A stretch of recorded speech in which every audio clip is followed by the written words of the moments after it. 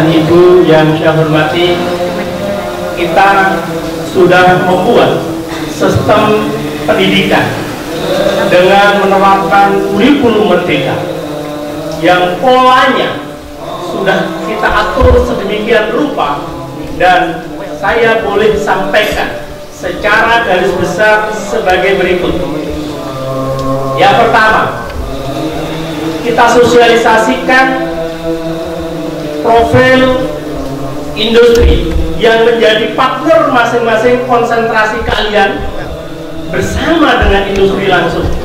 Ketika calon siswa baru akan masuk di SMK Internasional Millennial Model, dari profil company masing-masing industri, maka dibuatlah sebuah kesepakatan skill passport atau kurikulum berbasis industri yang telah kita rancang dan kita evaluasi dari tahun ke tahun bersama dengan industri, perguruan tinggi, dan Balai Besar Pengembangan Pendidikan Vokasi. Selanjutnya, para siswa baru digali potensi, kemampuan, minat, dan bakatnya selama 1,5 bulan. Diajak bermain, diajak membuat drama. Ini adalah pola pendidikan untuk menjajaki, untuk memahami apa kemampuan, minat, dan bakat para siswa. Setelah itu, tahapan berikutnya adalah kita sepakati skill passport individu yang disepakati antara peserta didik, santri, bersama dengan orang tua dan sekolah, dalam hal ini guru asuh. Ini sangat efektif karena pendidikan ini harus dilakukan, jangan sampai pendidikan ini tidak tahu kemana arahnya. Dan kurikulum merdeka mengarahkan pada kita bagaimana setiap siswa harus dipahami dan kemudian dikembangkan kemampuan, minat, bakatnya untuk menuju anak-anak yang sukses. Pengertian sukses adalah dunia dan akhirat. Oleh karena itu, untuk menuju ke sana, maka pendidikan yang selanjutnya adalah penguasaan, latihan, membentuk karakter yang dinamakan dengan soft skill. Soft skill ini tidak bisa menjadi bagian mata pelajaran yang diajarkan tiap seminggu sekali, tetapi harus dilakukan setiap hari agar ibaratnya ini pisau, maka pisau ini diasah setiap hari. Ibaratnya ini adalah iman, maka iman ini diasah setiap hari agar melekat menjadi menjiwa. Setelah menjiwa, maka akan menjadi pembiasaan dan budaya. Soft skill. Di samping itu adalah kemampuan untuk berkomunikasi. Ini sangat penting. Komunikasi tidak sekedar bahasa, tetapi komunikasi adalah bagaimana kita bisa menyampaikan pesan yang ada dalam diri kita kepada orang lain, atau orang lain bisa menerima apa yang menjadi pesan dan kemampuan kita. Selanjutnya adalah bagaimana para siswa sekalian mengembangkan basic skill. Basic skill ini adalah kemampuan yang harus dimiliki oleh siswa. Setelah basic skill, kita mengarah berikutnya pada kompetensi skill. Artinya adalah kemampuan yang harus dimiliki oleh siswa sesuai dengan kompetensi pilihannya. Setelah itu, kompetensi ini akan diukur setiap catur bulan.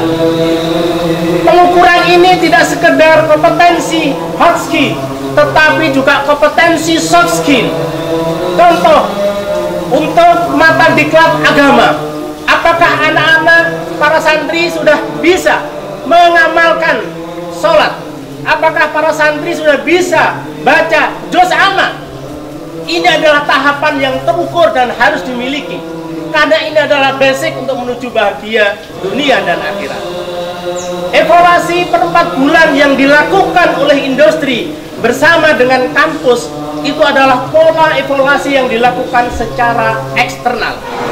Setelah itu, maka para sekalian sebagai implementasi dari kompetensi, para sekalian diajak bersama-sama untuk mengerjakan TEFA.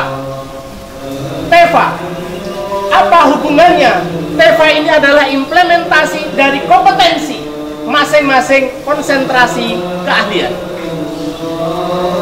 Yang dengan TEFA ini maka kemampuan standar kompetensi ini didasarkan pada penilaian pasar, penilaian masyarakat, apakah produk yang dibuat, apakah keterampilan yang dimiliki, apakah sinar yang telah diwujudkan atau biasa dilakukan sudah sesuai dengan standar industri atau standar masyarakat. Maka ini teaching factory. Teaching factory itu adalah tolak ukur kemampuan dalam bidang kompetensi skill. Setelah itu maka baru para siswa aturan ini boleh mengikuti magang. Ukuran magang adalah para siswa sekalian yang sudah menyelesaikan dan terukur terkait dengan TEFA-nya. Kalau ini dilakukan maka magang ini arahnya pada professional skill. Artinya adalah peluang kerja, peluang bisnis apa yang ada di luar, dan para sekalian bisa mengikuti magang ini selama 1 tahun. Ini berbeda dengan praktek industri atau PSG. SMK Model tidak mengenal PSG. SMK Model menerapkan professional skill yang arahnya pada magang 1 tahun. Kalau anak sudah mengikuti proses ini, maka jangan berharap kembali lagi ke sekolah. Kalau kembali lagi ke sekolah, setback. Para sekalian ini begitu magang berarti tahapan ini sudah diikuti. Maka begitu magang langsung dia bekerja. Begitu bekerja maka siswa ini secara normatif sudah menyelesaikan seluruh beban studi yang ada dalam skill passport. Itu adalah tahap. Kalau itu kemudian dilakukan dengan baik dan selama ini baik, maka kita sudah terbukti para siswa sekalian bisa sukses apa yang menjadi tujuan SMK. Yang bekerja, alhamdulillah bisa diterima kerja sebelum lulus. Kemudian yang ke Jepang bisa berangkat ke Jepang sebelum lulus. Ini penting kita lakukan. Nah, dengan media teaching factory, dengan media badan usaha yang kita miliki, dengan media PT CCLE, ini adalah lembaga yang dipakai untuk mengukur tadi proses soft skill, proses marketing, proses untuk mencapai teaching factory. Selesai sudah untuk SMK. Semoga ini bisa dilakukan dengan baik. Terima kasih. Assalamualaikum warahmatullahi wabarakatuh.